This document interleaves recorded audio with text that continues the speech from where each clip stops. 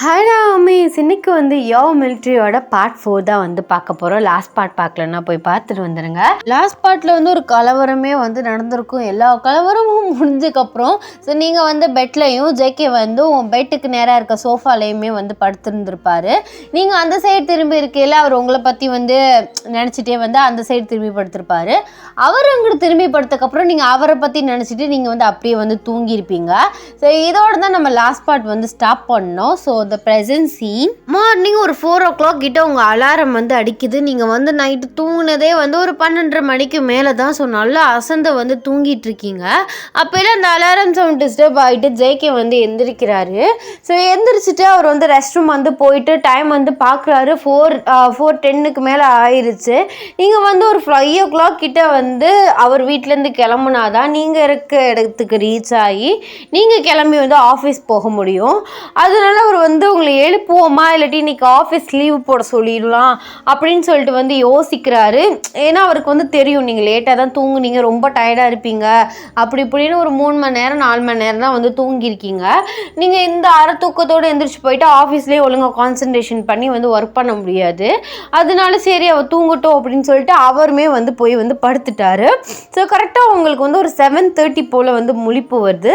நீங்கள் எந்திரிச்சு வந்து பார்க்குறீங்க. பார்த்தா வந்து ஜேகே வந்து அந்த இடத்துல இல்லை. ஸோ ஃபோனை வந்து பார்க்குறீங்க.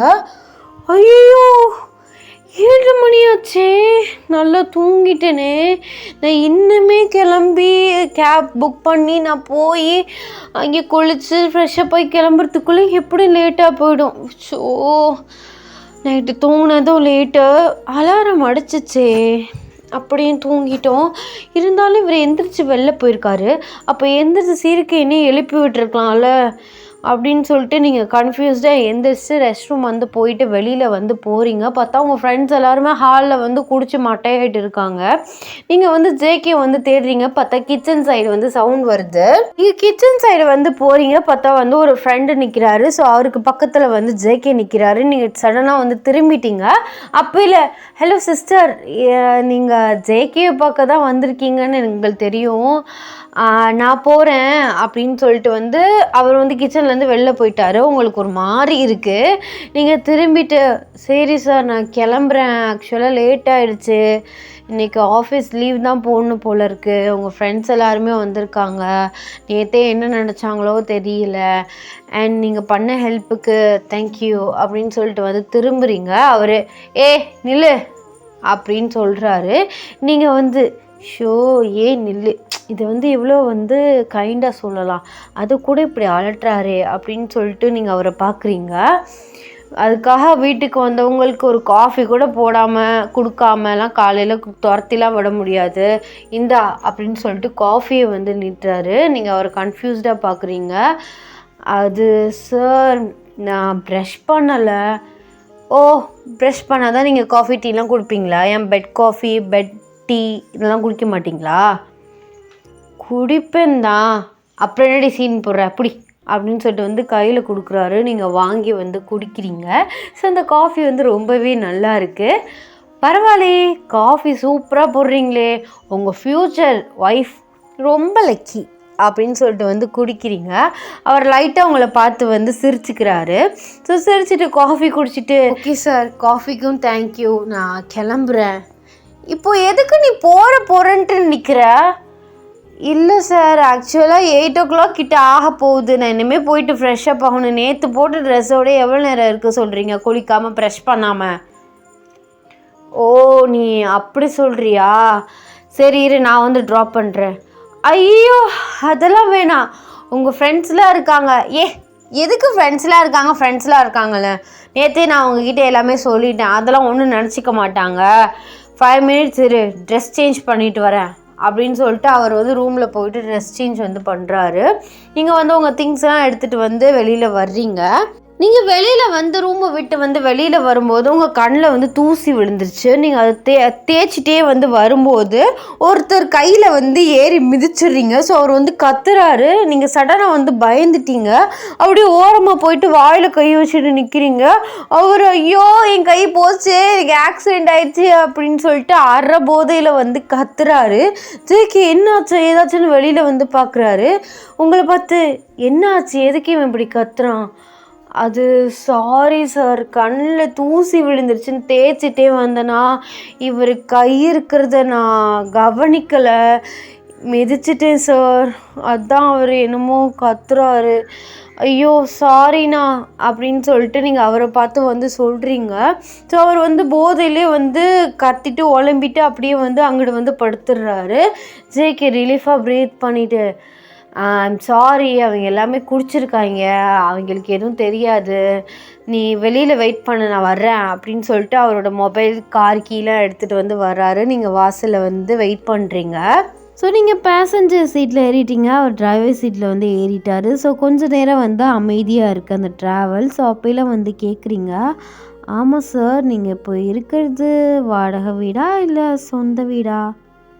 சொந்த வீடெலாம் இல்லை, இந்த மாதிரி ஒரு இம்பார்ட்டண்டான இது இருந்துச்சு, ஃப்ரெண்டோட மேரேஜ், ஸோ அதுக்காக வந்து இருக்கேன் அப்படின்ட்டுன்னு சொல்கிறாரு. நீங்கள் வந்து கண்டினியூஸாக கேட்குறீங்க, எப்படி உங்களுக்கு மிலிட்ரியில் இவ்வளோ லீவ் தராரு, எப்போ பாரு நான் பார்க்குற நேரம்லாம் உள்ளூரில் தான் வந்து சுற்றிட்டுருக்கீங்க அப்படின்ட்டு வந்து கேட்குறீங்க. அவர் உங்களை ஒரு மாதிரி ஒரு லுக் விடுறாரு. என்னது எப்போ பாரு சுற்றிட்டே இருக்கேனா? இம்பார்ட்டண்டான விஷயம்னா கேட்பேன், ஸோ லீவ்லாம் தருவாங்க, நான் சீனியர் ஆஃபீஸர், ஸோ அதனால் ஒரு பிரச்சனையும் இல்லை அப்படின்னு சொல்கிறாரு. நீங்கள் ஓ பெரிய ஆஃபீஸரோ மிலிட்ரியில் அப்படின்னு கேட்குறீங்க. ஆமாம் பெரிய ஆஃபீஸர் தான் அப்படின்ட்டுன்னு சொல்கிறாரு. ஓ அதான் நீங்கள் வந்து ரொம்ப வந்து ஒரு மாதிரி வெறும் மாதிரி எல்லாருமே வந்து விழுந்துகிட்டே இருக்கீங்க, ஒரு மாதிரி ஸ்ட்ரிக்டாக ஏ அப்படின்னு கூப்பிட்றது கூட ஒரு அலட்டுற மாதிரி இருக்கோ அப்படின்னு கேட்குறீங்க. அவர் அப்படியே உங்களை மேலேருந்து கீழே வந்து பார்க்குறாரு. ஓ மேடம் சைடு கேப்பில் அப்போ வந்து நீ வந்து கலாய்க்கிற, குத்தி காட்டுற, வெறும் மாதிரி இருக்கீங்க, கடுகடுன்னு விழுகிறீங்க, சிடு சிடுன்னு விழுகிறீங்கன்னு. ஐயோ அப்படிலாம் இல்லை சார், ஜஸ்ட்டு சொன்னேன். ஐயோ நான் இனிமேல் எதுவுமே சொல்ல மாட்டேன், நீங்கள் ட்ரைவ் பண்ணுங்கள். அது வேறு கோவத்தில் நீங்கள் பாட்டு ஸ்பீடாக போயிட்டு எங்கிட்ட அதை விட்டுறாம. ஓ இப்போ பார், இப்போ கூட நீ அதான் சொல்கிற.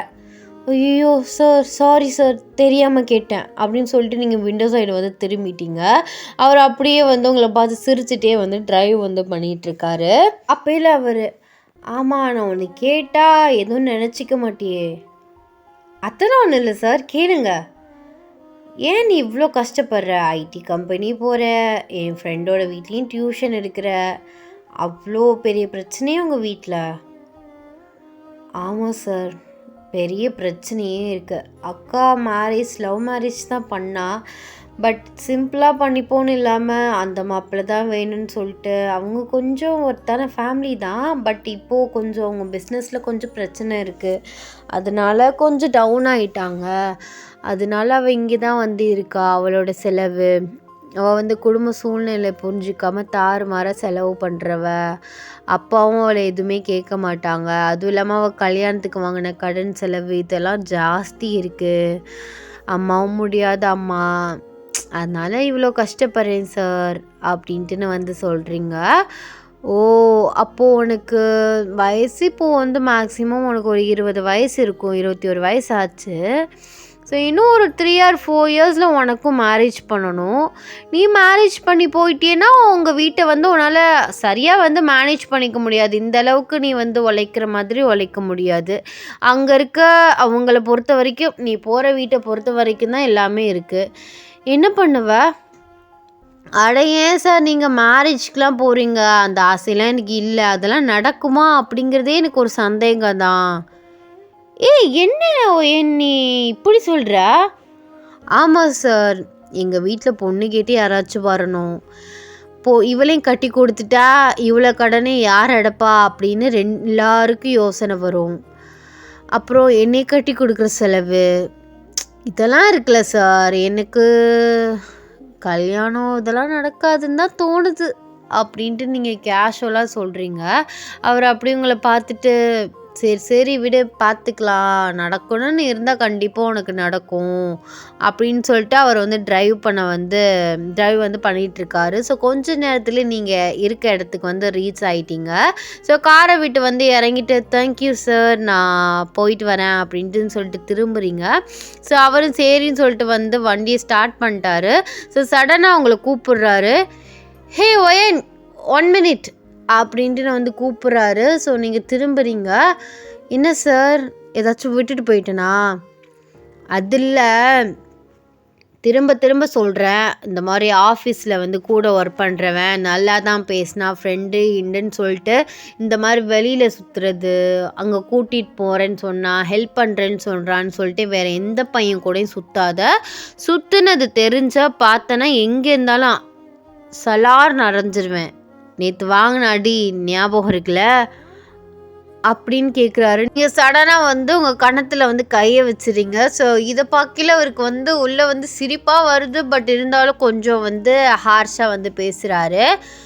நேற்று அடிச்சனில் அதே மாதிரி 2 கன்னத்துலேயும் விழும். உனக்கு ஏதாச்சும் வேணும் ஹெல்ப்பு, நீ வெளியில் போகணும் அப்படின்னா ஒன்று பொண்ணோட சேர்ந்து போ, அந்த பொண்ணும் ஒழுங்கான பொண்ணுனா சேர்ந்து போ.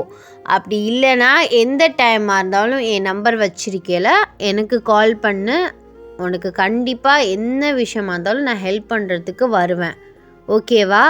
அண்ட் என்னை ஒரு ஃப்ரெண்டை நினச்சிக்கோ அப்படின்ட்டு வந்து சொல்கிறாரு. ஸோ அவர் சொல்கிறத கேட்டு உங்களுக்கு லிட்டில் பைட் வந்து ஷாக்காக இருக்கு. என்னடா அந்த மனுஷன் எரிஞ்சும் விழுகிறாரு, இருந்தாப்புல ஃப்ரெண்டுன்னு சாஃப்டாகவும் பேசுகிறாரு, இவர் என்ன கேரக்டர்னு நம்மளால் ஃபுல்லாக அனலைஸே பண்ண முடியலன்னு சொல்லிட்டு, ஓகே சார் தேங்க்யூ, நான் போயிட்டு வரேன் அப்படின்னு சொல்லிட்டு நீங்கள் வந்து போயிட்றீங்க.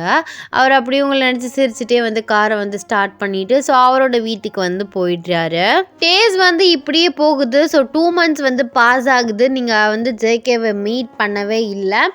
ஸோ அதுக்கப்புறம் நீங்களுமே அந்த ஏரியாவில் இருக்கிறதுக்கு, ஸோ அந்த ஊரில் இருக்கிறதுக்கு வந்து பழகிட்டீங்க. ஸோ அவருமே பேக் டு வந்து டெல்லி வந்து போயிடுறாரு. அவங்க ஆஃபீஸில் வந்து ஒரு ட்ரிப் வந்து பிளான் பண்ணுறாங்க. ஸோ டெல்லி இந்த மாதிரி வந்து போவோம், வெளியூர், ஸோ நார்த் இந்தியன் சைடு வந்து பிளான் பண்ணுறாங்க. நீங்களுமே வந்து போவோமா அப்படின்னு சொல்லிட்டு வந்து யோசிக்கிறீங்க. சரி போகலாம், இதுவும் ஒரு புது எக்ஸ்பீரியன்ஸாக இருக்கும் அப்படின்னு சொல்லிட்டு நீங்களுமே வந்து நேம் வந்து கொடுத்துட்டீங்க. நீங்கள் ட்ரிப்புக்கு வந்து கிளம்பிட்டீங்க, வீட்டிலலாம் சொல்லிவிட்டு ட்ரிப்புக்கு வந்து கிளம்பிட்டு நல்லா வந்து சுற்றி பார்த்துட்டு வந்து நிற்கிறீங்க. ஸோ கரெக்டாக வந்து தாஜ்மஹாலில் நின்றுட்டு வந்து பிக்ஸ்லாம் வந்து எடுத்துகிட்ருக்கீங்க. உங்கள் கப்புள்ஸுமே சாரி உங்கள் ஆஃபீஸ்லேயுமே கப்புள்ஸ் நிறைய பேர் இருக்காங்க, அவங்க எல்லாருமே வந்து எடுத்துகிட்ருக்காங்க. நீங்கள் வந்து பிக்ஸ் வந்து எடுத்துகிட்ருக்கீங்க. அப்படியே நம்ம ஜேகே சைடு வந்தால் அவர் சித்தியோட ஃபேமிலியோட தாஜ்மஹால் தான் வந்து வந்திருப்பார். கோஇன்சிடென்ட்லாம் இல்லை, அப்போ தான் உங்கள் 2 பேரும் பார்க்க வைக்க முடியும். ஸோ அவருமே வந்து அங்கே தான் வந்து நின்றுட்டு இருந்திருப்பார். ஸோ அவருக்கு வந்து ஒரு தங்கச்சி வந்து இருக்காங்க. தங்கச்சின்னா சித்தியோட பொண்ணு. ஸோ சித்திக்கு வந்து 2மே பொண்ணு தான். ஸோ 2 தங்கச்சி வந்து இருக்காங்க. ஸோ சுற்றி பார்த்துட்டு வந்து இருக்காங்க. அப்போ ஜேகே வந்து ஃபோன் பேசிகிட்டே வந்து யதார்த்தமாக வந்து திரும்புகிறாரு. ஸோ திரும்பையில் நீங்கள் வந்து நிற்கிறீங்க, நீங்கள் வந்து பேக் சைடாக தான் வந்து நிற்கிறீங்க. அவருக்கு வந்து கன்ஃபியூஸ், நீங்களா இருக்குமா இருக்காதா, ஆனால் வந்து பார்க்கையில் நீங்கள் தான் வந்து தெரியுது அவருக்கு. கண்டிப்பாக இது ஒய்யனா இருக்க சான்ஸ் இல்லை, அவள் எதுக்கு சம்மந்தமே இல்லாமல் டெல்லிக்கு வந்திருப்பா, இருந்தாலும் அவளை மாதிரி இருக்குது, என்ன பண்ணுறது, அவளா போயிட்டு பார்க்கலாமா, ஃபேமிலியாக வேறு நிற்கிறேனே அப்படின்னு சொல்லிட்டு வந்து அவர் வந்து யோசிச்சுட்டு வந்து இருக்கார். அப்போயில வந்து சித்தி வந்து கேட்குறாங்க, சரி ஜேகே நீ எப்போ தான் கல்யாணம் பண்ணுற ஐடியாவில் இருக்க, வயசு 30 ஆச்சு, இப்படியே போயிட்டே இருக்குது, நீ வந்து மேரேஜ் பண்ணுற ஐடியாவே இல்லையாடா? அப்படிலாம் இல்லை சித்தி, பண்ணுவோம் மேரேஜ், என்ன அவசரம், என்ன அவசரமா, 30 வயசு ஆச்சுடா, உன் வயசில் இருக்கவங்களாம் கல்யாணம் பண்ணி அந்த பிள்ளைங்கள்லாம் ஸ்கூல் போயிட்டுருக்கு. ஸோ சரி சித்தி, எனக்கு ஒரு பொண்ணை பிடிச்சிருக்கு, ஆனால் லவ்வுன்னு சொல்ல முடியாது, எனக்கு அந்த பொண்ணை பிடிச்சிருக்கு. ஸோ மேரேஜ் பண்ணுறேன்னா அந்த பொண்ணை பண்ணிப்பேன், ஆனால் அந்த பொண்ணுக்கு நீ சுத்தமாக பிடிக்காது. என்ன ஜேகே சொல்கிற, ஓ ஒரு பொண்ணுக்கு ஒன்றே பிடிக்காதா, இதை நம்புகிற மாதிரி இல்லை, என்னடி உன் அண்ணன் இப்படிலாம் சொல்கிறான்? அப்படி இல்லை, நான் வந்து அந்த பொண்ணுக்கிட்ட கொஞ்சம் ஹார்ஷாக நடந்துருந்துருக்கேன், நிறைய திட்டியிருக்கேன், ஒரு மாதிரி அவகிட்ட வந்து ஒரு சிடுசிடுன்னே இருப்பேன். அவளோட பேச்சு, அவள் என்கிட்ட பேசினது, அவள் என்னை பற்றி சொன்னதுலேயே வந்து தெரியுது நான் அந்த மாதிரி சிடுசிடுன்னு இருக்கிறது அவளுக்கு சுத்தமாக வந்து பிடிக்கல அப்படிங்கிறது. அதை வச்சு சொல்கிறேன் சித்தி, அவளுக்கு என்னை பிடிக்கலன்னு, பட் எனக்கு அவளை பிடிக்கும், ஆனால் ரொம்ப பாவம் அவள், லவ்வுன்னு சொல்ல முடியாது, க்ரஷ்ன்னு சொல்லாமே அப்படின்ட்டு வந்து சொல்கிறாரு. அப்போ இல்லை ஜேகேயோட தங்கச்சிக்கு ஷாக்கு, என்னன்னு சொல்கிற, க்ரஷ்ஷா, லவ் கூட சரி, உனக்கு வராதது வந்துருச்சுன்னு வச்சுக்கோவேன், க்ரஷ் அளவுக்கு வச்சுருக்கியா? நீ அப்படிப்பட்ட பையன்லாம் கிடையாதே. பொம்பளை பிள்ளைகிட்ட பேசவே மாட்டேன், பேசினாலும் ஒரு மாதிரி ஸ்ட்ரிக்டாக தான் பேசுவேன். உனக்கு க்ரஷோ? நீ க்ரஷ்ன்னு ஏன் சொல்கிறேன்னு தெரியுது. லவ்னு சொன்னால் நம்மளை ரொம்ப வச்சு ஓட்டுவாங்கன்னு சொல்லிட்டு நீ இப்படி சொல்கிற, கரெக்டா? அப்படிலாம் இல்லைடா அப்படின்னு சொல்லிட்டு வந்து அவர் அப்படியே மழுப்புறாரு.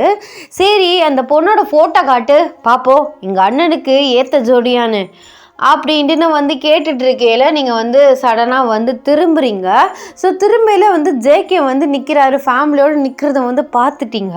நீங்கள் இங்கிட்ட திரும்பிட்டீங்க. ஐயோ, என்ன இந்த மிலிட்ரிக்காரர் இங்கே நிற்கிறாரு, ஃபேமிலியாக நிற்கிறாரோ? ஸோ எங்கே போனாலும் இவர் பார்க்குற மாதிரியே சுச்சுவேஷன் அமைஞ்சிருது.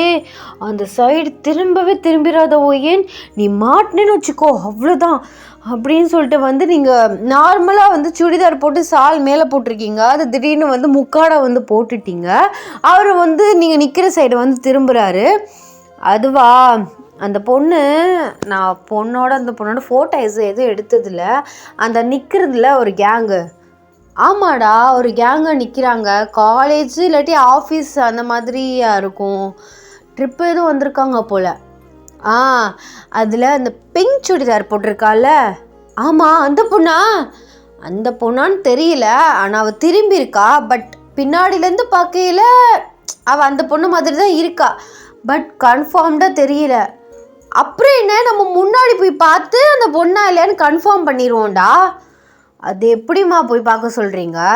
அதெல்லாம் அடியே வா அப்படின்னு சொல்லிட்டு வந்து தங்கச்சியை வந்து கூட்டிகிட்டு ஜேகேயோட சித்தி வந்து முன்னாடி போகிறாங்க. அவங்க சடனாக ஸ்டாப் ஆகிட்டாங்க. ஆமாம், நாங்கள் தான் அந்த பொண்ணை பார்த்ததே இல்லையே, எப்படி அந்த பொண்ணாக நாங்கள் கன்ஃபார்ம் பண்ணுறது, நீயும் வா அப்படின்னு சொல்லிட்டு ஜேகே கையை பிடிச்சிட்டு வந்து இழுத்துட்டு வந்து போகிறாங்க. லைட்டாக ஓரக்கண்லேயே வந்து பார்க்குறீங்க போயிட்டாங்களா இல்லையான்ட்டுன்னு. பார்த்தா அந்த இடத்துல வந்து காணோம். ஸோ நீங்கள் சடனாக வந்து திரும்பிட்டீங்க. பார்த்தா வந்து ஜேகே வந்து பின்னாடி வந்து நின்றுட்டுருக்காரு, உங்களுக்கு தூக்கி வாரி வந்து போட்டுருச்சு. ஐயோ அப்படின்னு சொல்லிட்டு நீங்கள் வந்து முன்னாடி வந்து திரும்புறீங்க. அவர் வந்து உங்களை பார்த்துட்டாரு.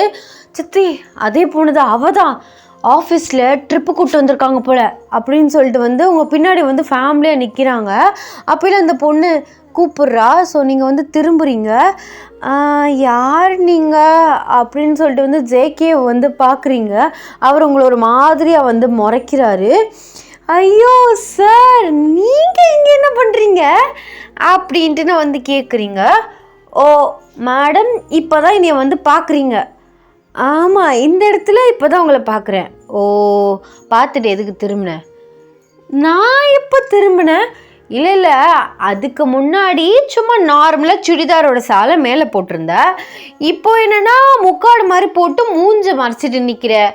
அப்போது நான் பார்க்குறதுக்கு முன்னாடி நீ என்னை பார்த்துட்ட, கரெக்டா?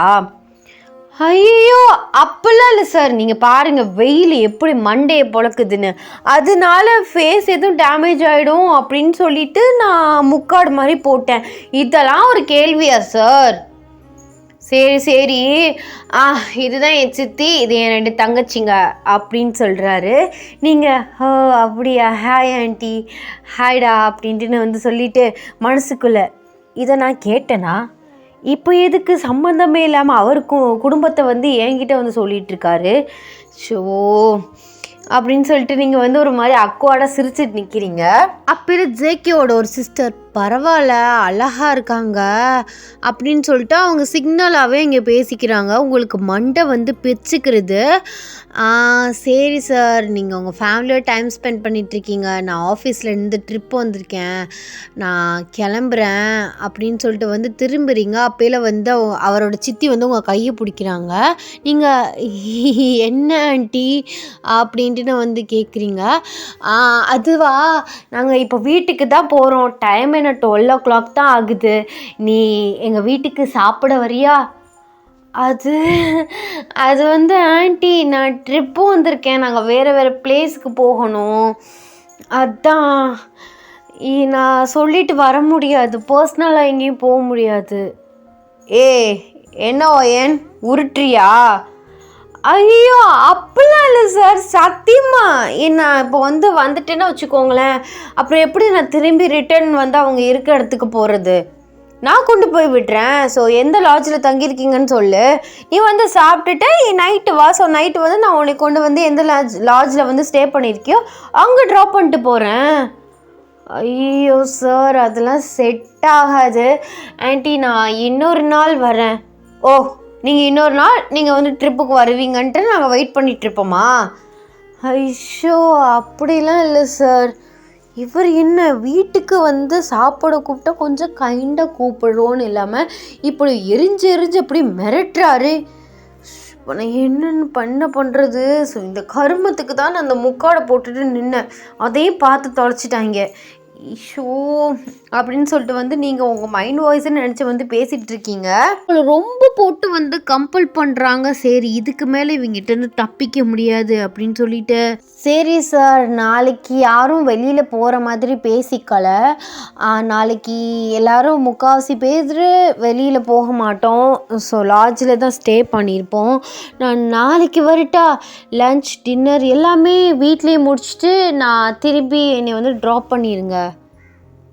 இல்லையே, உன்னை விட்டால் சரி வராதே நீ அதுக்கப்புறம் எஸ்கேப் ஆகிடுவையே. ஐயோ சார், சத்தியமாக கண்டிப்பாக வர்றேன். அது இந்த லாட்ஜில் தான் தங்கியிருக்கோம் அப்படின்னு சொல்லிட்டு அந்த லாட்ஜ் பேர் சொல்லிவிட்டு உங்கள் நம்பரே கொடுத்துட்றீங்க. ஸோ நாளைக்கு வரலன்னா நீங்கள் கண்டிப்பாக வாங்க, இந்த ரூமில் தான் ஸ்டே பண்ணியிருக்கேன், ரூம் நம்பர் மொதக்காரையும் கொடுத்துட்டு, சரி சார் நான் கிளம்புறேன் அப்படின்னு சொல்லிவிட்டு நீங்கள் உங்கள் ஆஃபீஸ் மெம்பர்ஸோட எஸ்கேப்பை ஆயிட்டீங்க. அப்போலாம் போனக்கப்புறம் என்ன பொண்ணு பிடிச்சிருக்கா அப்படின்னு சொல்லிட்டு 3 பேரை பார்த்து கேட்குறாரு. பொண்ணு அழகாக தான் இருக்கா, ஆனால் இப்போலாம் எரிஞ்சு விழுகாதடா. ஒரு பொண்ணுன்னா நல்லா மெதுவாக பேசணும், கைண்டாக பேசணும், அப்போ தான் அந்த பொண்ணுக்கு நம்ம மேலே ஃபீலிங்ஸ் வரும். நீ என்னமோ வீட்டுக்கு விருந்துக்கு கூப்பிட்டு இப்படி மிரட்டுற. ஸோ சரி சித்தி, அதை நான் கொஞ்சமாக மாற்றிக்கிறேன். உனக்கு பிடிச்சிருக்கு, அந்த பொண்ணுக்கு பிடிச்சிருக்காங்கிறத நாளைக்கு கன்ஃபார்ம் பண்ணிடலாம், நீ அதை நினச்சிலாம் கவலைப்படாத. ஆனால் பொண்ணு நல்லா இருக்கா, ஜோடி பொருத்தம் சூப்பர் தான் அப்படின்னு சொல்லிட்டு 3 பேருமே தம்ஸ்அப் காட்டுறாங்க. ஜேகே அப்படியே சிரிச்சுட்டே அந்த இடத்த விட்டு ஃபேமிலியோட கிளம்பிட்டாரு. நீங்களுமே எஸ்கேப் ஆகிறதுக்காகவே எல்லாரையும் போட்டு நச்சரித்து நீங்கள் அடுத்த பிளேஸுக்கு கிளம்பி போயிட்டீங்க. ஓகேடா miss, to be continue. So next பார்ட்டில் என்ன நடக்குதுன்னு பார்க்கலாம். ஐ ஹோப் உங்களுக்கு இந்த பார்ட் பிடிச்சிருக்கும்னு நான் நினைக்கிறேன். எப்படி இருந்துச்சு அப்படின்னு சொல்லிட்டு கீழே கமெண்ட்ஸில் சொல்லிட்டு போங்க. அண்ட் எல்லோரும் சேஃபாக இருங்கடா. Tata, bye bye, love you.